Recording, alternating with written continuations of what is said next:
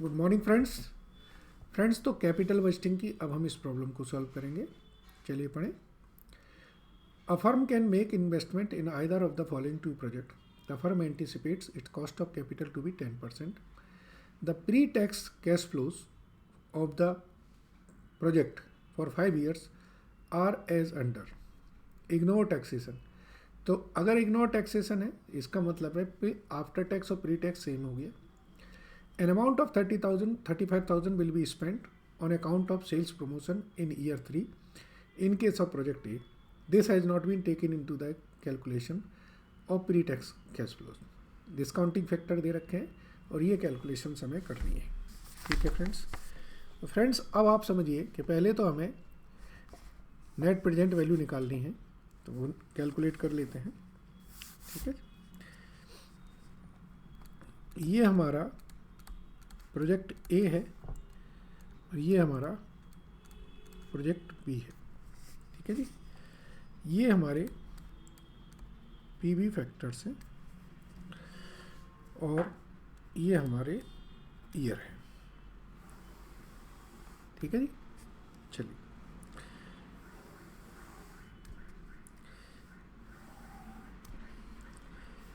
यहाँ पे हम लिख देते हैं पर्टिकुलर। तो जो कैश आउटफ्लो होगा 0 ईयर में, कॉस्ट ऑफ प्रोजेक्ट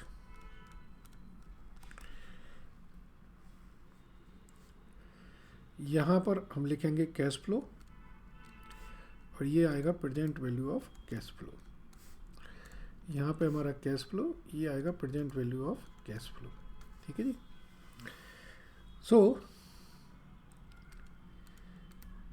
शुरू में हमारा जो पैसा लगना है वो 2 लाख रुपए लगना है। ठीक है जी। इसके बाद 1 2 3 4 4 सालों में जो हमारा कैश फ्लो आ रहा है वो कितना कितना है वो लिख लें। 35, 80, 90, 75 एंड 20। 5वें साल में भी है तो 5वें साल भी लिख लें। तो यह आ जाएगा 35, 80, 90, 75 एंड 25। ठीक है जी। इसमें जो है वो 2,18,000 है ये। ठीक है,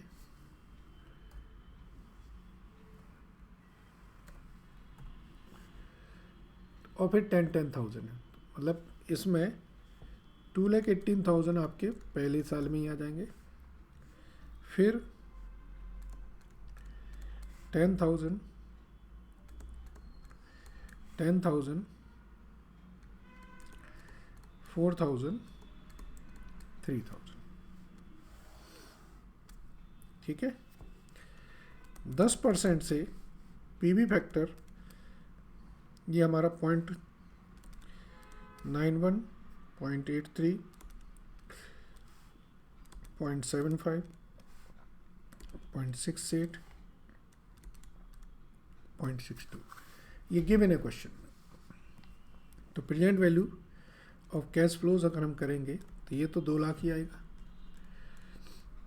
ठीक है, अब इनफ्लोज की बात करते हैं। ये है हमारा 31,850, 66,400, 41,250, नहीं 55,000 से मल्टीप्लाई करें तो ये आएगा 51,000 और ये है 12,400। इसमें करेंगे तो ये 1860, 2720, 7,500,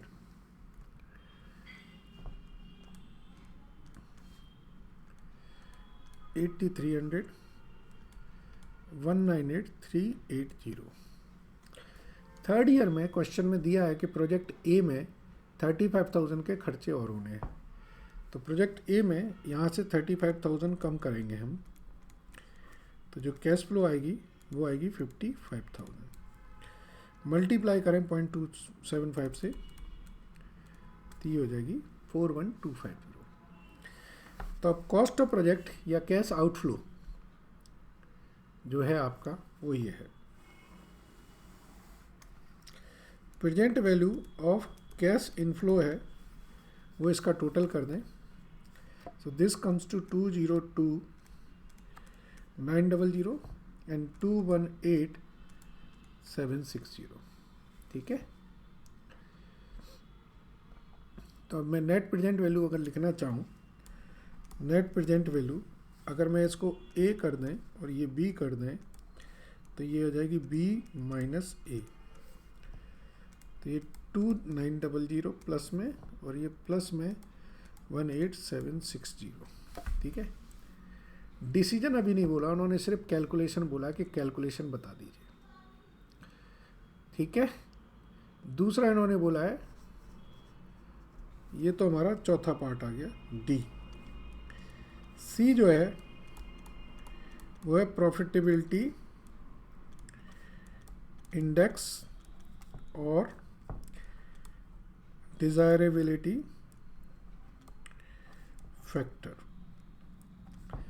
ये होता है present value of cash inflow upon present value of cash outflow. So that will be 202900 upon 2 lakh and 218,760 upon 2 lakh। ठीक है जी। सो इसकी डिवाइड करके वैल्यू जो आती है वो लिख लेते हैं। That comes to 1.01 and 1.09। अब हम बात करते हैं बी की। बी है हमारा discounted payback period. Discounted payback period में देखें तो ये हमारा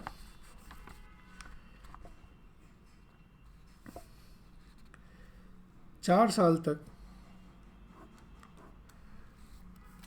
देखिए 5वें साल में हमारा सरप्लस आ रहा है 2,900 का 5वें साल में।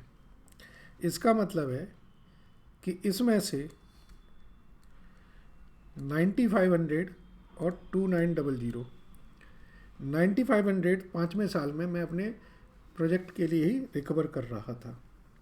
सो दैट विल बी 4 साल तो हो गए इसके, और 9,500 upon 12,400। So this will be how much?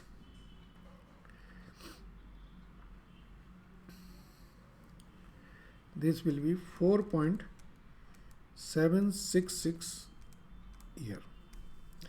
और प्रोजेक्ट बी में देखिए 198,380 आ गया, तो मुझे सिर्फ इसमें से कितना रिकवर करना है? 1,620 और रिकवर करना है। तो इसमें आ जाएगा 1 year plus 1,620 upon 8,300। Second year में हमें सिर्फ 1,620 रुपये रिकवर करने हैं, तो ये आता है हमारा 1.195 ईयर। और अब हम ए की बात करते हैं। ए हमारा है पे बैक पीरियड। पे बैक पीरियड की बात करें तो फिर हम विदाउट डिस्काउंटिंग में चले, तो विदाउट डिस्काउंटिंग में 35,000 प्लस 80,000 प्लस 55,000 1,70,000 तो 3 साल में रिकवर हो गया। इसका मतलब है अब इसमें से 30,000 रुपये हमें और रिकवर करने हैं पे बैक पीरियड के लिए। तो ये आ जाएगा 3 ईयर्स प्लस 30,000 अपॉन 75,000। ठीक है। So that comes to 3.4 year. और इसमें पेबैक पीरियड हमारा 1 साल में ही हो गया। तो ये कितना आएगा, क्योंकि इसमें तो 2,18,000 हमारे पहले ही साल में कवर हो गए, तो ये आ जाएगा हमारा 2 लाख अपॉन 2,18,000, दैट इज़ 0.917 या 11 मंथ हो गया। हम 11 महीने में ही ये पेबैक पीरियड कवर कर लेंगे। डिस्काउंटेड पेबैक पीरियड में हम लेते हैं discounted cash flow for payback period, और नॉर्मल पेबैक पीरियड में हम विदाउट डिस्काउंटेड लेते हैं।